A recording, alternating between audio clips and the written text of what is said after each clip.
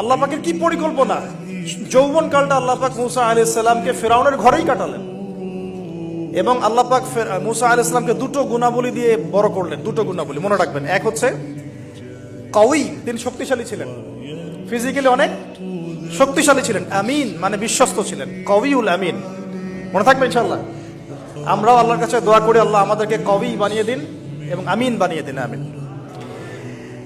এবার যৌবনে উপনীত হয়েছেন, টকবকা রক্ত, বাইরে বের হয়েছেন, বাইরে বের হয়ে দেখছেন যে দুজন ব্যক্তি লড়াই করছে, ইয়াকতাতুলান রাজুলান ইয়াকতাতুলান, দুজন ব্যক্তি মারামারি করছে।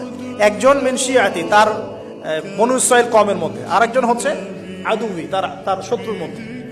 তো মুসা আলাইহিস সালাম গিয়ে সাহায্য করতে চাইলেন তার কওম। আমরা বলি না দেশি ভাই সাপোর্ট দিই, তাই না? আচ্ছা, মুসা আলাইহিস সালাম গিয়ে সাপোর্ট দিতে গিয়ে শুনেন, ফাওয়াকাযাহু মুসা ফাকাদা আলাইহি, মুসা আলাইহিস সালাম মাত্র একটা ঘুষি দিয়েছেন, এক ঘুষিতেই ওই ব্যক্তি ডেড, স্পট ডেড। এটা ইন্টেনশনালি ছিল না, আনইনটেনশনালি মুসা আলাইহিস সালাম এখন কিন্তু মানে হত্যার অপরাধী হয়ে গেছেন, তাই না?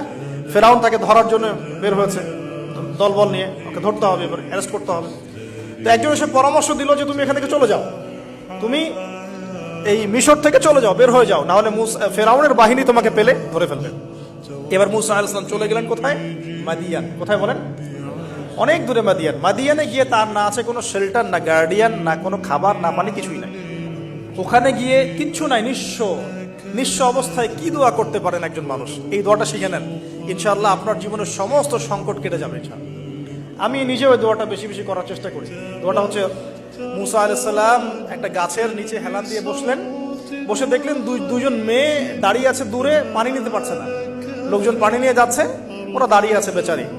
মুসা আলাইহিস সালাম গিয়ে বললেন, কি সমস্যা আপনাদের? এটা নিয়ে আপনারা আবার মেয়েদের সাথে কথা বলার চেষ্টা করেন, ঠিক আছে? তো মাহরাম গায়রা মাহরাম মেনে চলেন। তারা বললো যে আমাদের বাবা অনেক বৃদ্ধ মানুষ, আমরা পানি নিতে পারি না যতক্ষণ না আমাদের কম পানি নিয়ে চলে যায়। মুসা আলাইহিস সালাম একটু বললাম না, ফিজিক্যালি খুব স্ট্রং ছিলেন, থাকে না বডি বিল্ডার, সামনে গিয়ে কথা বলে সরো পানি নিতে দাও, তখন মানুষ একটু মূল্যায়ন করে না। তো মুসা আলাইহিস সালাম এভাবে পানি নিয়ে দিলেন এবং বাছুরদেরকে পানি পান করালেন, করিয়ে গাছের নিচে এসে বসে আছেন।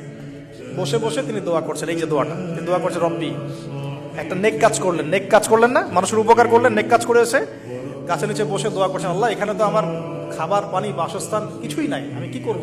রব্বি ইন্নী লিমা আনজালতা ইলাইয়া মিন খায়রিন ফাকির, রব্বি ইন্নী লিমা আনজালতা ইলাইয়া মিন খায়রিন ফাকির। আবার বলেন, রব্বি ইন্নী লিমা আনজালতা ইলাইয়া মিন খায়রিন ফাকির। অর্থ হচ্ছে, হে আল্লাহ, তুমি তোমার পক্ষ থেকে আমার উপরে যে নিয়ামতগুলো দিবে, আমি এর জন্য ফকির হয়ে বসে আছি। আল্লাহ